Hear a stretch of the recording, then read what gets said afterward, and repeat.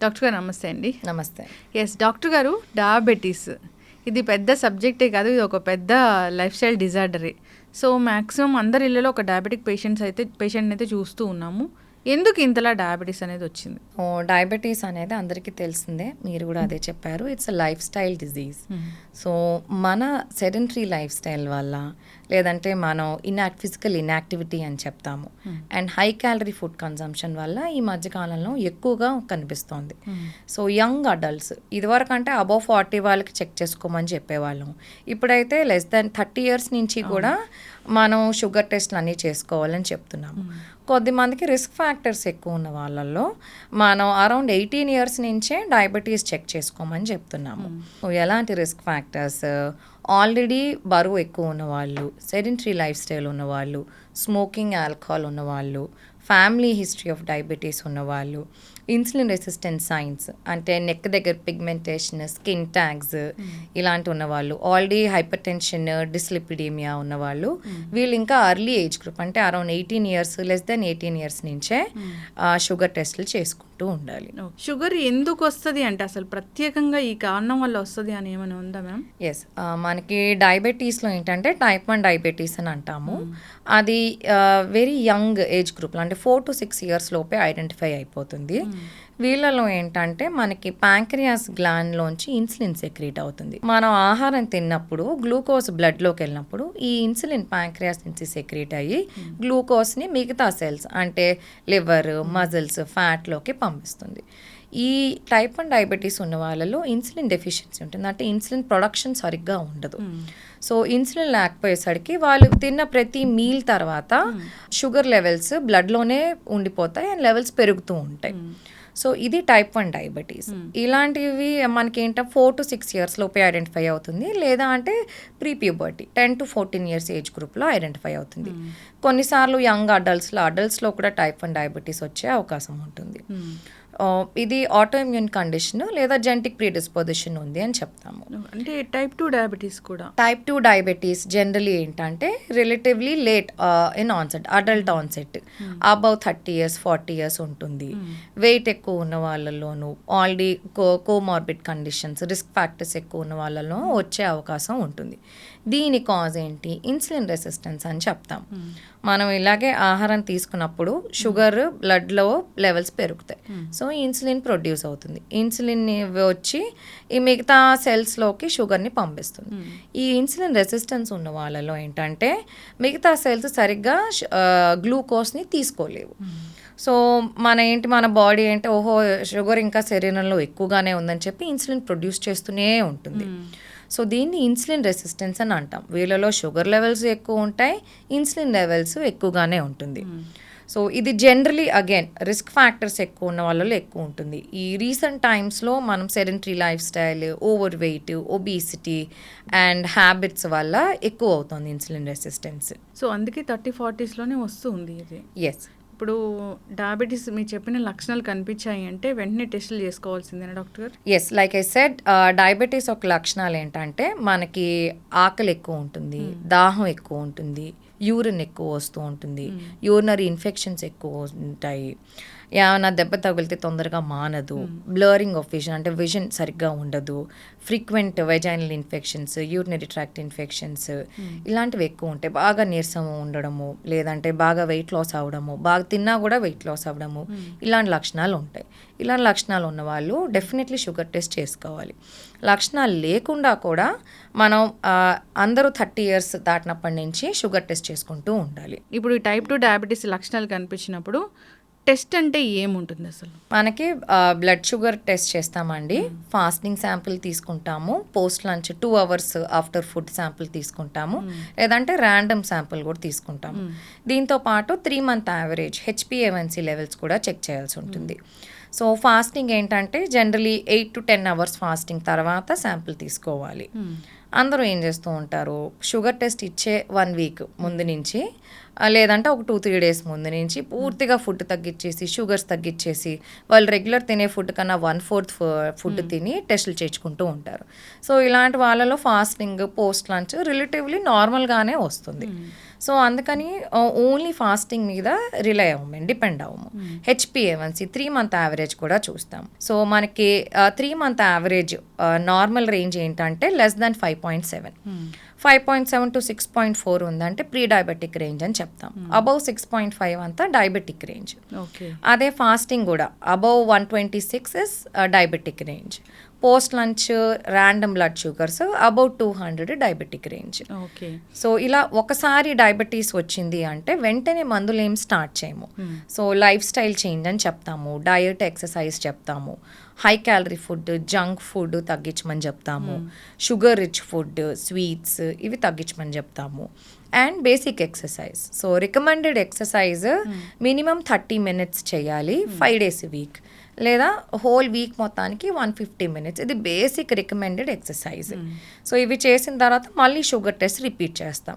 బాగానే తగ్గుతోంది అంటే then yes we will not start medicines, but regular ఫాలోఅప్లో ఉండాల్సి ఉంటుంది.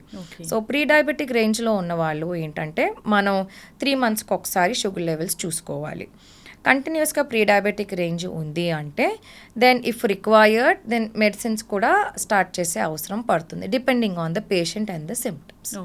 బట్ ఫస్ట్ అయితే డైట్ ఎక్సర్సైజే చెప్తాం. దీనికి తగ్గకపోతేనే then will go for medications. Okay ma'am. అయితే ఈ ప్రీ డయాబెటిక్ కండిషన్ అనేది రివర్స్ అయిపోతుంది పూర్తిగా? ఎస్, ప్రీ డయాబెటిక్ కండిషన్ అందరికీ కాదు, కొద్ది మందిలో రివర్స్ అయ్యే అవకాశం ఉంటుంది. డైట్ ఎక్సర్సైజ్ ఫాలో అయ్యే వాళ్ళకి చాలా మందికి ప్రీ డయాబెటీస్ నుంచి నార్మల్ రేంజ్కి వచ్చిన వాళ్ళని చూసాము. ఇన్ఫ్యాక్ట్ డయాబెటీస్ ఉన్న వాళ్ళు కూడా అర్లీ డయాబెటీస్ HbA1c 7.5 ఉన్న వాళ్ళు కూడా రివర్సిబుల్ అయిన వాళ్ళని చూసాము. బట్ వీళ్ళు ఏంటంటే ఒకసారి తగ్గింది కదా అని చెప్పి వదిలేయడానికి లేదు. ఫ్రీక్వెంట్గా షుగర్ టెస్ట్లు HbA1c లెవెల్స్ చెక్ చేసుకుంటూ ఉండాలి. So that you are always under constant monitoring. In case sugar levels పెరుగుతుందంటే ఇంకొంచెం డైట్ ఎక్సర్సైజ్ ప్రాపర్గా ఫాలోఅప్లో ఉండాలి. జనరల్గా షుగర్ వచ్చింది టాబ్లెట్స్ ఇచ్చారు డాక్టర్ గారు అన్నప్పుడు ఎన్ని మంత్స్గా ఒకసారి ఫాలోఅప్ అనేది ఉంటుంది అదే ఫస్ట్ షుగర్ వచ్చినప్పుడు? ఎస్, సో మనకి షుగర్ పేషెంట్ ఒక షుగర్ లెవెల్స్ బట్టి డిపెండ్ అయి ఉంటుందండి. సో మనకి HbA1c అరౌండ్ 7 లోపు ఉందనుకోండి, డైట్ ఎక్సర్సైజ్ చెప్తాము. అండ్ 7 దాటేసింది 7.5 8 అలా ఉన్నాయి, దెన్ బేసిక్ మెడిసిన్ స్టార్ట్ చేస్తాము along with diet and exercise. 1 monthలో ఫాలోఅప్ రమ్మంటాము. బాగానే కంట్రోల్లోకి వస్తుందంటే అదే డోస్ కంటిన్యూ చేస్తాం. మళ్ళీ ఒక 2-3 monthsలో రివ్యూకి రమ్మంటాం. సో మనకి షుగర్ లెవెల్స్ రెగ్యులేట్ అయ్యేంత వరకు ఫ్రీక్వెంట్ మంత్లీ విజిట్స్ రమ్మని చెప్తాం. ఒకసారి కంట్రోల్లోకి వచ్చేసిన తర్వాత 3 monthsకి ఒకసారి రమ్మని చెప్తాం. ఓకే మ్యామ్, ఇప్పుడు చాలా షుగర్ వచ్చింది లెవెల్ అన్నప్పుడు ఒక టైప్ ఆఫ్ మెడిసిన్ అనేది రాస్తారు. అంటే మెడిసిన్ వాడుతూ వాళ్ళకి కాస్త తగ్గుతుంది అనేది అంటే ఎట్లా మానిటరింగ్ అనేది ఎట్లా ఉంటుంది? 1 month అన్నారు, 1 month మానిటరింగ్ అనేది ఎలా ఉంటుంది? సో మనకి బాగా ఎక్కువ షుగర్స్ ఉన్న వాళ్ళు, షుగర్ ఫ్లక్చువేషన్స్ ఉన్న వాళ్ళలో కంటిన్యూస్ గ్లూకోజ్ మానిటరింగ్ అని ఉంటుంది. సో చిన్న ప్యాచ్ లాంటిది ఉంటుంది, మన స్కిన్కి అటాచ్ చేస్తారు. అది 7 days 5 days 7 days మానిటరింగ్ చూస్తాం. సో ఏ టైంలో ఫ్లక్చువేషన్స్ ఉన్నాయో చూసుకుంటాం. దాన్ని బట్టి కొంచెం మందులు అడ్జస్ట్మెంట్ అవి చేస్తాం. ఇది బాగా ఫ్లక్చువేషన్స్ ఎక్కువ ఉన్న వాళ్ళలో ఇది సజెస్ట్ చేస్తాం. ఇది కాకుండా హోమ్ గ్లూకోజ్ మానిటరింగ్ అని చెప్తాం. అంటే ఇంట్లో గ్లూకోమీటర్ చాలా మందికి అలవాటు అయ్యే ఉంటుంది, ఎందుకంటే every family has a diabetic patient. చిన్న గ్లూకోమీటర్ ఉంటుంది, ఒక చిన్న ప్రిక్తో మనం 1 drop ఆఫ్ బ్లడ్తో చూసుకోవచ్చు. So weekly once fasting levels చూసుకుని మాకు 1 monthలో రమ్మని చెప్తాము. లేదు ఫ్లక్చువేషన్స్ ఇంకా ఎక్కువ ఉన్నాయంటే ఎవ్రీ 2 daysకి ఒకసారి 3 daysకి ఒకసారి గ్లూకోమీటర్తో చూసుకుని చార్ట్లా మెయింటైన్ చేసుకుని ఫాలో అప్ రమ్మని చెప్తాము. ఓకే, ఈ గ్లూకోమీటర్తో చెక్ చేసుకునేటప్పుడు చేసే తప్పులు ఏమైనా ఉంటాయా? సో మనం ఏంటంటే అన్నిసార్లు గ్లూకోమీటర్ యాక్యురేట్ వాల్యూ ఇవ్వదు. సో కొంచెం 5 to 10 ఇటు అటు అవుతూ ఉంటుంది, but that is okay. In case బాగా గ్రాస్ ఎర్రర్ చూపిస్తోంది అంటే మటుకు then regular lab sampling is recommended. Pre కానీ పోస్ట్ కానీ లంచ్ అని చెప్తారు కదా ఈ బ్లడ్ టెస్ట్ చేసుకునేది, అంటే అప్పుడు ఏం మిస్టేక్ చేస్తాం ఇంట్లో చేసుకునేటప్పుడు? అంటే తిన్న వెంటనే చేసుకోవడం అట్లా చేస్తే కనుక ఖచ్చితమైన వాల్యూస్ రావనేది ఏమైనా ఉంటుందా? ప్రెగ్నెన్సీలో ఇన్నిసార్లు ఫ్రీక్వెంట్ మానిటరింగ్ చెప్తాము. సో వాళ్ళకి ఏంటంటే because babies growth is dependent on that. So మనం బ్రేక్ఫాస్ట్ ముందు తర్వాత, లంచ్ ముందు తర్వాత, డిన్నర్ ముందు తర్వాత చెప్తాము. సో కొన్నిసార్లు ఏంటంటే ఆ 2 hour గ్యాప్ లేకుండా ఇంకా అర్లీగా చేసుకుంటారు, లేదా గ్యాప్ ఎక్కువ ఇచ్చి చేసుకుంటారు. ఇలాంటప్పుడు చిన్న చిన్న వేరియేషన్స్ వస్తాయి. ఫాలోఅప్ అసలు వెళ్ళని పరిస్థితి ఉంటుంది. అట్లాంటి వాళ్ళకి ఏం చెప్తారు? సో మందులు మొదలుపెట్టినప్పుడు మోస్ట్లీ 80-90% మంది ఒఫెండ్ అవుతారు. మీకు డయాబెటీస్ ఉందంటేనే వాళ్ళ కోపం వచ్చేస్తూ ఉంటుంది. ఎందుకు, నాకు నిన్నే ఒక పేషెంట్ వచ్చారు, షుగర్ ఉంది మీకు అంటే ఆయనకి కోపం వచ్చేసింది, నాకు షుగర్ ఉందని చెప్తారేంటి అని చెప్పి, నేను ఇంత ఫిట్గా ఉంటాను నాకు రావడం ఏంటి అని అంటారు. ఫస్ట్ డినైల్ స్టేజ్లో ఉంటారు. సో మేము బేసిక్లీ కూర్చుని కౌన్సిల్ చేసి ఎక్స్ప్లెయిన్ చేస్తాము, డైట్ లైఫ్ స్టైల్ మోడిఫికేషన్ చెప్తాం. చాలామంది ఫాలో అవుతారు, బట్ మా దగ్గరికి రారు మళ్ళీ. సో వాళ్ళు లోకల్గా టెస్ట్ చేసేసుకుని ఫాస్టింగ్ ఒకటి చూసుకుంటారు, తగ్గిపోయింది నాకు తగ్గిపోయింది అని చెప్పి వదిలేస్తారు. మళ్ళీ ఏంటి పేషెంట్ 2-3 ఇయర్స్ తర్వాత వస్తాడు, చూస్తే చాలా ఎక్కువ ఉంటుంది షుగర్ వాల్యూ. మీకు డయాబెటీస్ ఉందా అంటే అబ్బాయి నాకేం లేదండి అని చెప్తారు. లేదంటే డాక్టర్ మందులు రాసినా కూడా అవి హైడ్ చేస్తారు ముందు ప్రిస్క్రిప్షన్స్.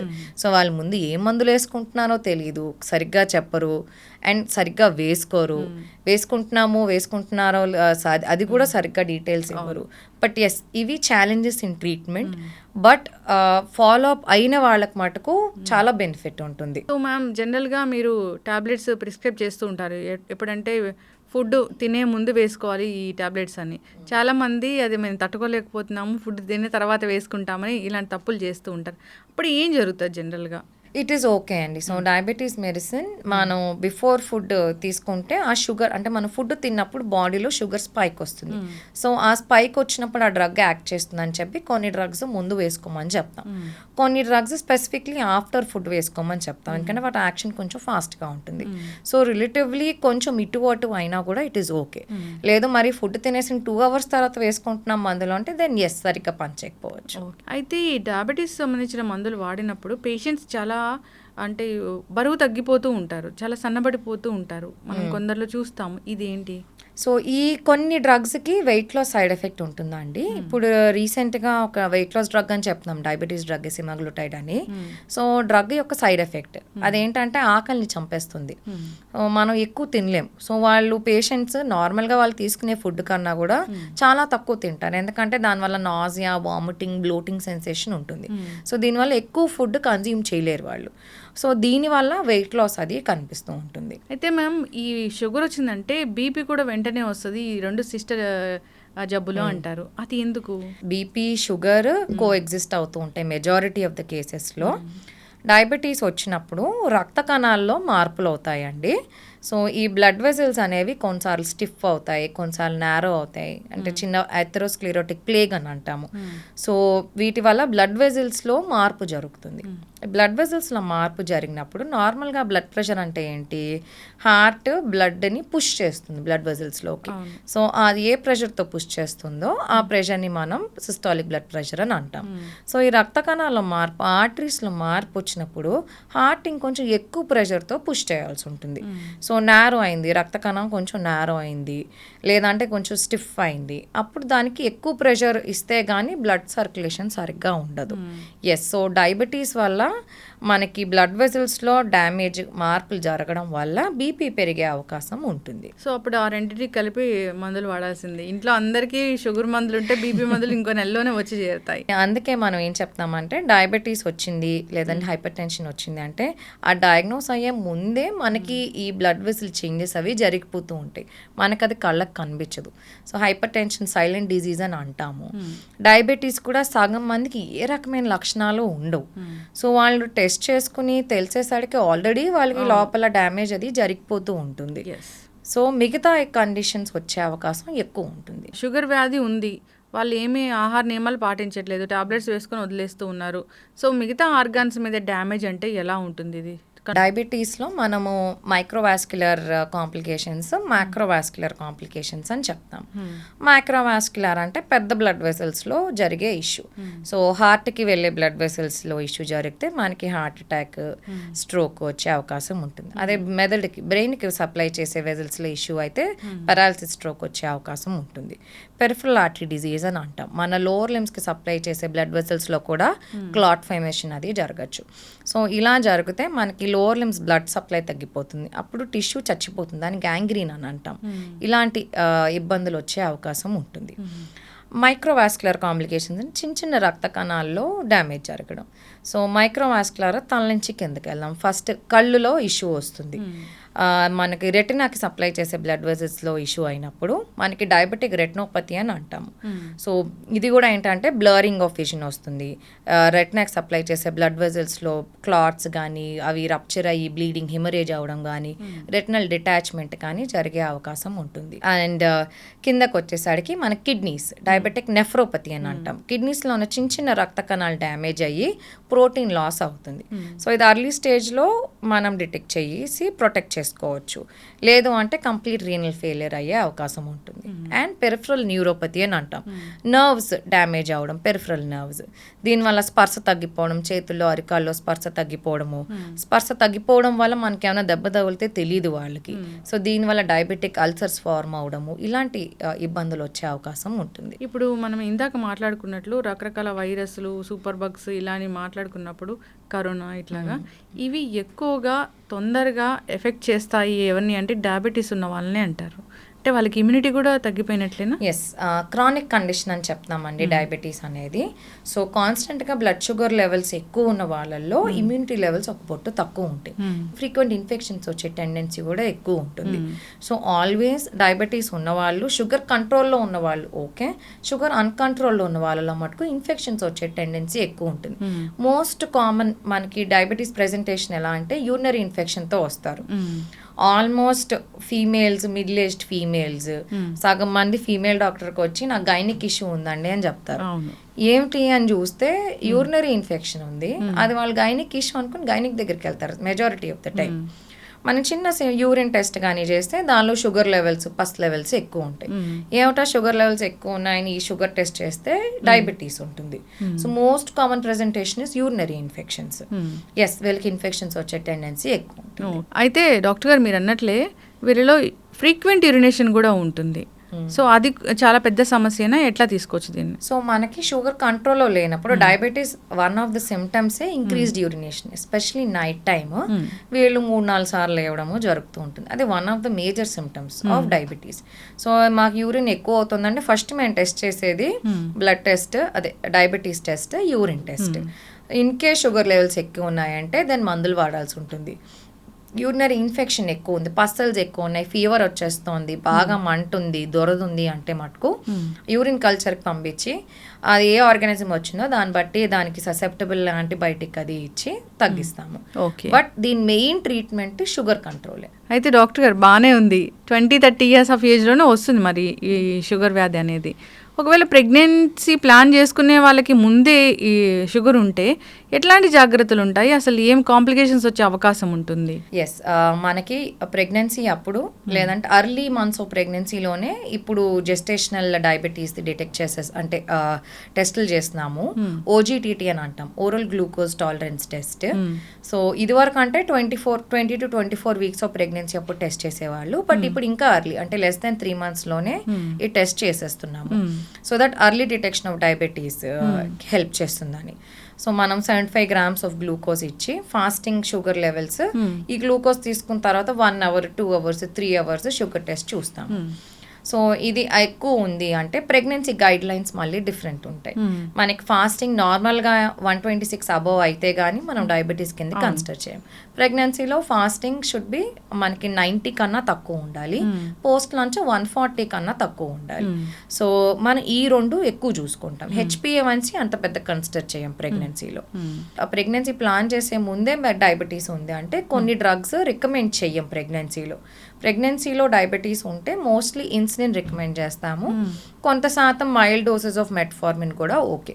సో వీళ్ళు వేరే డ్రగ్స్ వేసుకుంటున్నారు other than metformin or insulin అంటే ప్లాన్ చేసే ముందే మీరు ఫిజిషియన్ దగ్గరికైనా గైనిక్ దగ్గరికైనా వస్తే మేము డ్రగ్స్ చేంజ్ చేస్తాం. ఐదర్ ఎందుకంటే మిగతా drugs they will affect the foetus. So before even you're planning to conceive, if diabetes కానీ హైపర్ టెన్షన్ కానీ ఉంటే మీరు ఫిజిషియన్ని కానీ గైనిక్ని కానీ ముందే కలవాలి అహెడ్ కానీ. సో దట్ మేము ఫీటస్ని ఎఫెక్ట్ చేసే డ్రగ్స్ అన్ని ఆపేసి ప్రెగ్నెన్సీలో కూడా కంటిన్యూ చేసే డ్రగ్సే ముందుగానే మార్చి ఇస్తాము. అంటే తల్లికి డయాబెటీస్ ఉంటే బేబీకి కూడా వచ్చే అవకాశం ఉంటుందా? ప్యాంక్రియాస్కి స్ట్రెయిన్ అవుతుందండి. అండ్ మెటర్నల్ షుగర్ లెవెల్స్ ఎక్కువ ఉన్నాయి అంటే దెన్ ఫీటల్ ప్యాంక్రియాస్ నుంచి బర్త్ అంటే ఫీటస్ వూమ్లో ఉన్నప్పటి నుంచి కూడా ఇష్యూ డెవలప్ అవుతుంది అండ్ వీళ్ళకి డయాబెటీస్ వచ్చే టెండెన్సీ ఎక్కువ ఉంటుంది అండ్ బిగ్ బేబీస్ అని చెప్తాను నార్మల్ 3.5 kgs కన్నా అబవ్ ఉంటారు బర్త్ వెయిట్ సో మనకి మెటర్నల్ డయాబెటీస్ కంట్రోల్ చేయడం ఇస్ వెరీ ఇంపార్టెంట్ బికాస్ మనకి foetus is also important in pregnancy so mother బాగుండాలి బేబీ కూడా బాగుండాలి సో బేబీ ఓవర్ వెయిట్గా పుట్టిన బేబీ ప్యాంక్రియాస్ ఎఫెక్ట్ అయినా కూడా వాళ్ళకి తర్వాత ఇబ్బంది వస్తుంది సో ఇది లేకుండా మెటర్నల్ షుగర్స్ కంట్రోల్లో ఉండడం చాలా ఇంపార్టెంట్ సో 60 years ఆఫ్ ఏజ్లో ఇలాంటి డయాబెటీస్ ఉంది అన్నప్పుడు ఖచ్చితంగా వీళ్ళు ఈ జాగ్రత్తలు తీసుకోవాలంటే ఏం చెప్తారు? మనకి డయాబెటీస్ అంటే ఫస్ట్ డైట్ ఎక్సర్సైజ్ ఏనండి.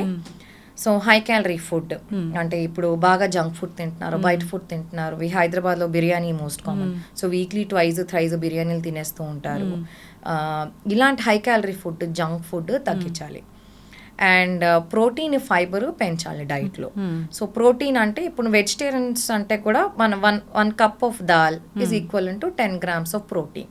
సో వెజిటేరియన్స్ కూడా ప్రోటీన్ అడిక్వేట్ తీసుకోవచ్చు. ప్రోటీన్ కన్జంప్షన్ బాగుండి ఫైబర్ ఎక్కువ అంటే పీచు పదార్థాలు, కూరలు అవి ఎక్కువ తింటే దెన్ రిలేటివ్లీ షుగర్ కంట్రోల్లోకి వస్తుంది. And exercise like I mentioned earlier, minimum 150 minutes in the whole week లేదా 30 minutes 5 days a week చేయాలి. ఇది బేసిక్ ఎక్సర్సైజ్. దీంతో పాటు రెసిస్టెన్స్ ట్రైనింగ్ అని చెప్తాం. వెయిట్ లిఫ్టింగ్ కానీ రెసిస్టెన్స్ ఎక్సర్సైజ్ కానీ మినిమం 2 days a week అయినా చేయాలి.